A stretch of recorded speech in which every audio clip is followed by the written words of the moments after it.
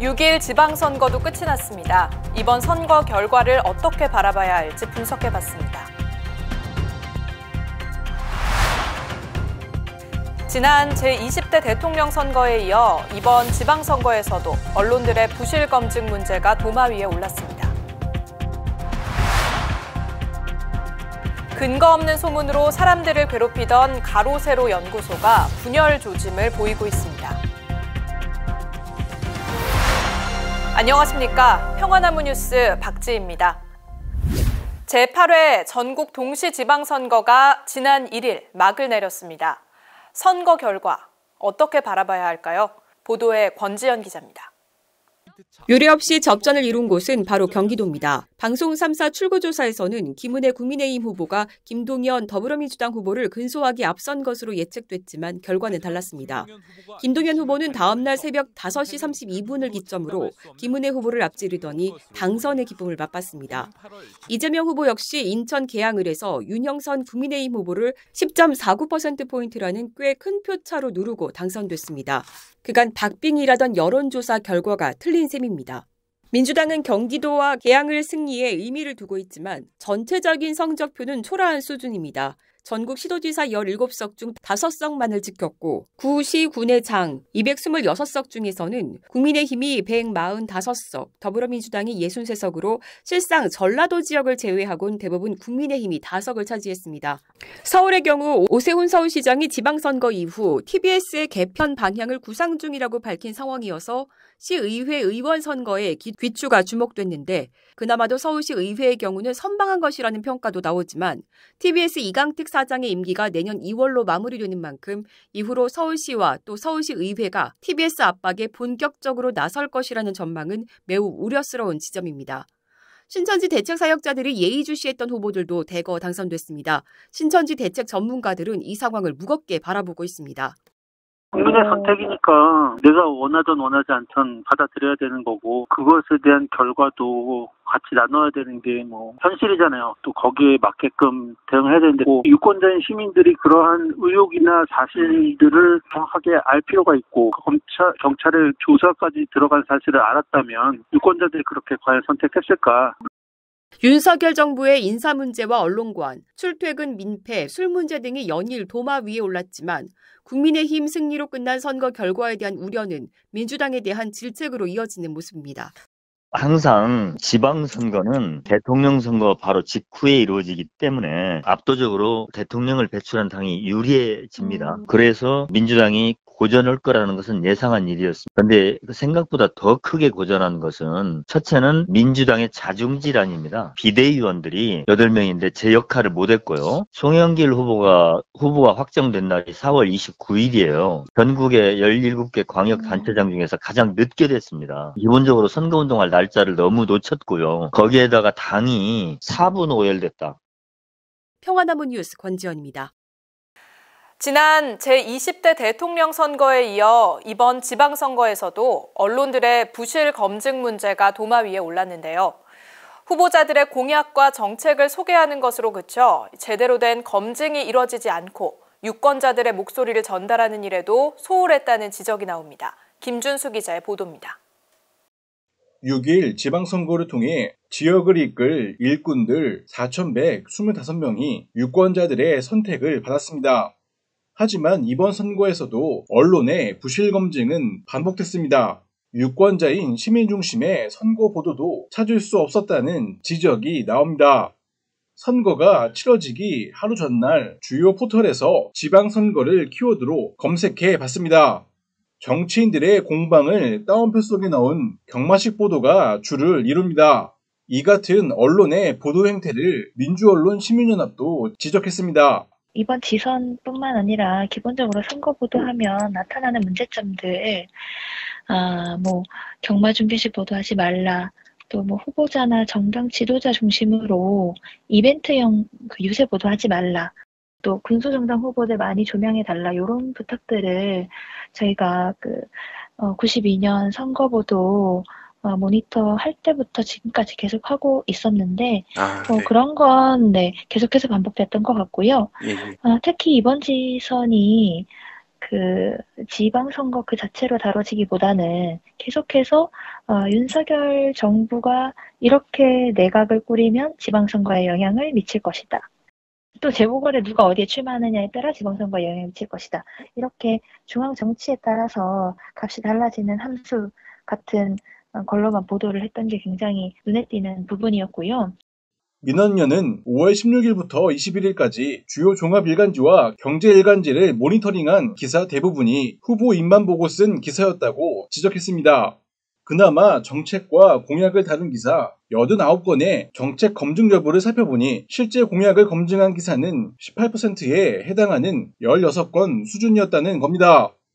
또 민원연이 5월 16일부터 22일까지 지상파 3사와 종편 4사의 저녁 종합뉴스를 살펴본 결과 취재원도 74%가 정치권 관계자인 것으로 파악됐습니다. 지방선거 중점보도 105건의 취재원을 분석해보니 다양한 취재원이 119회 등장했지만 시민의 목소리를 전달한 경우는 7번에 불과했습니다. 유권자들의 관심도 굉장히 분산되어 있는데 언론에서 어디를 집어서 보도해 주느냐에 따라 유권자들 관심도 거기에 쏠릴 수밖에 없잖아요. 그런데 언론이 또 지방선거에 초점을 맞추기보다는 지금 뭐 대통령과 누가 친하다, 이전 대통령 후보들과 누가 친하다 이런 식으로만 보도했기 때문에 아무래도 좀 선거판을 그렇게 읽게 하는데 완전한 책임이 있다 이렇게 보였고, 유권자들의 알 권리 보장에 좀 더 초점을 맞춘다면 언론사들이 이런 선거 판에서만이라도 좀 협업을 해서 좀 유권자들 민심도 좀 기사에 많이 반영하고 후보자들 검증하는 데에도 좀 같이 힘을 모아야 되지 않는가. 정치인과 언론의 공생관계에서 벗어나지 못하는 선거 저널리즘이 과연 유권자의 선택을 돕고 있는지 의문입니다. 평화나무 뉴스 김주수입니다. 수많은 연예인과 정치인은 물론 홍가일 씨나 조국 전 장관의 자녀에 대해서도 허위, 폭언 등을 일삼던 가로세로 연구소가 분열 조짐을 보이고 있습니다. 가로세로 연구소 김세희 대표는 지난 26일 자신의 SNS에 강용석 경기도지사 후보를 저격하는 글을 올리는가 하면 유튜브로부터 수익 창출 정지를 당하고 서울중앙지법으로부터 통장도 압류당했는데요. 가로세로 연구소가 분열 수순을 밟고 있다는 전망도 나옵니다. 신비롬 기자의 보도입니다. 박원순 시장이 10시 44분에 이제 관사에서 나온 다음에 어떻게 보면 실제로 여기를 마지막으로 핸드폰을 껐다. 핸드폰 기록에 마지막 기록이 남겼던 곳이 바로 이곳입니다. 네, 완령공원입니다. 법정 구속이 통보되자 정경심은 변호인이 저를 대리하면 안 되겠냐라고 말하며 울먹였다. 연예인과 정치인은 물론 일반 시민에게까지 망언을 일삼던 가로세로 연구소가 분열 조짐을 보이고 있습니다. 가로세로 연구소 김세희 대표는 지난 5월 26일 자신의 SNS에 경기도지사 후보로 출마한 강용석 씨를 저격하는 듯한 글을 올렸습니다. 함께 가로세로 연구소를 진행하던 강용석 씨가 본격적으로 정치 행보에 뛰어들자 갈등이 생긴 것으로 보입니다. 김세희는 이제 정치 접고 이제 김은희한테 이제 지지를 해주고 계속 가세연으로 끌고 가고 싶어 했는데, 강용석은 이제 단련을 하지 않고 그냥 끝까지 가서 완주해서 독자신당으로 간다. 그러니까 싸움 난 거죠. 그리고 어차피 지금 가세연이 3개월 수익 정지를 걸렸기 때문에 그 가세연에 내는 그 후원자들을 강용석은 이제 신당으로 데려가려고 그러겠죠. 이게 갈라서는 과정에서 어떤 폭로가 튀어나올지 몰라요. 가로세로 연구소의 악재는 여기서 멈추지 않았습니다. 가세연은 조국 전 법무부 장관의 딸을 몰래 불법 촬영하다 지난 5월 19일 유튜브로부터 방송 중지 일주일에 수익 창출 정지 조처를 받았습니다. 가세연이 그간 유튜브로 벌어들인 돈만 해도 약 20억 원이 넘습니다. 그런데 그 수익이 끊긴 겁니다. 또 같은 달 30일에는 서울중앙지법으로부터 통장 압류 조처를 받았습니다. 가세연은 지난해 12월 고민정 의원의 사진을 공개하며 누드 사진이라고 주장해 물의를 빚은 바 있습니다.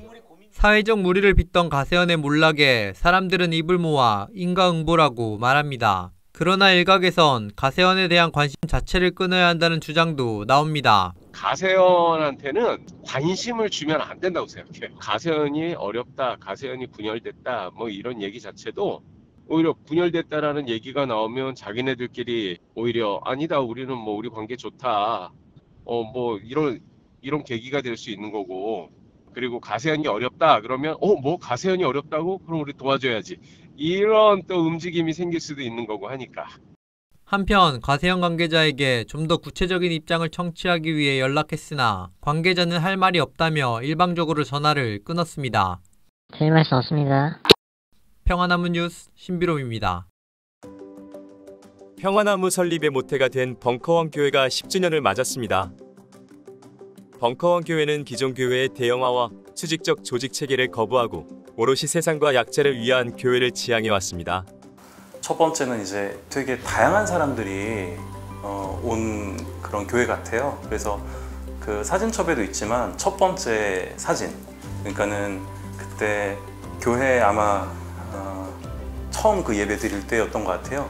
거기 안내판에 이슬람교, 불교, 무교, 오음진리교, 환영 이렇게, 그러니까는 배타적이지 않고 모든 다양한 생각을 가진 사람들을 이렇게 포용할 수 있는 그런 넓은 마음 혹은 넓은 생각, 그런 어떤 정체성이 있는 것 같아요. 그게 저는 되게 마음에 들었고 너무 좋았고요. 교회는 좀 노잼이다, 그런 어떤 인식이 있잖아요. 그런데 우리 벙커교회는 재미가 있어요. 그래서 그런 유머 코드가, 대표적인 예로 저희 헌금 밑에 그 헌금에 대한 안내가 있잖아요. 와이파이 비번이잖아요, 계좌번호로. 이렇게 헌금을 강요하지 않는 교회 하면서 신한은행부터 쫙 나가잖아요. 그런 것들이 되게 교회에서는 상상할 수 없는 그런 유머 코드가 있잖아요. 누가 아이디어예요? 아마도 용민님, 우리 강윤 전도사님의 아이디어인 듯 싶은데요. 그런 것들, 그게 설교 중에서도 그렇고 각 어떤 여러 가지 행사나 이런 것들에 있어서 그런 톡톡 튀는 아이디어들이 용민님으로부터도 나오고, 그 다음에 교우들도 막 이렇게 되게 재밌게 막 이렇게 하는 그런 부분들이 저는 되게 좋았어요. 그리고 저희 교회가 이제 사회 참여를 되게 많이 하는 교회잖아요. 그래서 기억 남는 것들이, 물론 제가 오기 전이지만 세월호 그런 어떤 행사들, 그리고 박근혜 퇴진 촛불 운동, 그런 것도 좀 기억이 되게 인상적이었고요. 그 다음에 이제 그 어떤 우리 사회의 을이라고 표현되는 그런 노동자분들에 대한 연대, 그러니까 예를 들면 그 톨게이트, 한국도로공사인가요? 거기 톨게이트 노동자를 위한 그런 연대, 그리고 그때 옥탑 농성을 했던 그 삼성 해고자, 그분 성함 잘 기억 안 나는데 그런 연대, 그리고 난민에 대한 연대, 그런 부분들이 기억이 남고요. 그 다음에 제가 참여했던 행사 중에는 이제 거제도에서 그 학폭 피해자, 교회 내에서 사실은 일어난 학폭이라고 볼 수 있는데 그 친구에 대한 연대를 같이 가서 이렇게 했다는 게 너무나 기억이 남고, 그리고 이제 뭐 명성교회 그런 비리에 대해서 이렇게 투쟁했던 분들에 대한 또 핍박이 엄청 나서 그거를 또 이렇게 위한 저희가 또 1일차집인가 다양하게 그런 행사들이 기억이 납니다. 특히 벙커원 교회는 타락하고 기득권에 부역하는 교회의 모습에 실망한 교인들이 새롭게 신앙의 길을 찾게 한 공동체라는 평가도 받고 있습니다. 지지난달 교황 권고문을 통해서 문 밖에서 백성들이 굶주릴 때 예수께서는 끊임없이 어서 저들에게 먹을 것을 내어주라고 가르치셨다, 이렇게 강조를 했습니다. 그러면서 안온한, 편안한 이런 성전 안에만 머물면서 고립된 교회가 아니라 거리로 뛰쳐나가 멍들고 상처받고 더러워진 교회를 만들라, 이렇게 이야기했습니다. 거리로 뛰쳐나가 멍들고 상처받고 더러워진 교회를 만들라. 세상과 함께 뒹구는, 세상과 호흡하고 때로는 세상의 문제에 깊숙이 개입하면서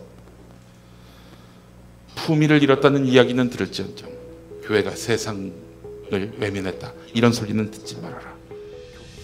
교회는 세상을 위한 곳이어야 한다는 신념으로 벙커원 교회는 2019년 사단법인 평화나무를 설립하고 한국기독교장로회 가입 절차를 밟기도 했습니다. 특수한 권리를 누리기 위한 그런 차원이 아니라 정말 하나님 나라를 위한 우리 교단의 정의, 평화, 생명 그리고 창조 질서 보존, 요즘에는 이제 회복이죠. 그것을 시키기 위해서 부르시고 권능을 주시는 거거든요. 그러한 의지를 가지고 벙커원 교회를 이제 만들었는데요. 상투적이고 그런 것에 묶여서 있는 것이 아니라 주님께서 시대를 따라 주시는 지혜와 명철과 하나님의 그 긍휼히 여기신 사랑이 충만한 그런 교회가 됐으면 합니다. 청년을 여러 가지 부침 속에서도 잘 이겨내오신 것에 대해서도 응원하고 격려하고 지지합니다. 벙커원 교회는 지난 10년을 돌아보고 향후 10년을 준비 중입니다. 저희 10주년을 맞아서 우선 그동안 10년의 발자취를 돌아보는 사진전과 또 사진집을 지금 준비하고 있고요. 그리고 도올 선생님 설교, 우리와 늘 함께 하셨던 도올 선생님 설교도 준비되어 있고 2부 행사로는 그 퀴즈 대회가 있어요. 근데 다른 뭐 성경 퀴즈 같은 건 아니고 그동안 저희 교회의 역사에 대한 그런 퀴즈거든요. 그래서 많은 상품도 준비되어 있고 그런 것들 좀 기억하고 있습니다. 그리고 앞으로 저희 교회가 발전을 이렇게 했으면 좋겠다라고 하는 방향성은 이건 순전히 개인적인 마음인데요. 교육자들이 중심이 되어서 이끌고 가는 교회가 아니라 우리 그 교우님들의 어떤 자발적인 에너지와 그 재능과 그 번뜩이는 아이디어로 이렇게 함께 운영되는 그런 교회가 되었으면 좋겠습니다. 감사합니다. 예. 벙커원 교회 10주년 축하합니다. 오늘 뉴스는 여기까지입니다. 함께해 주신 여러분 고맙습니다.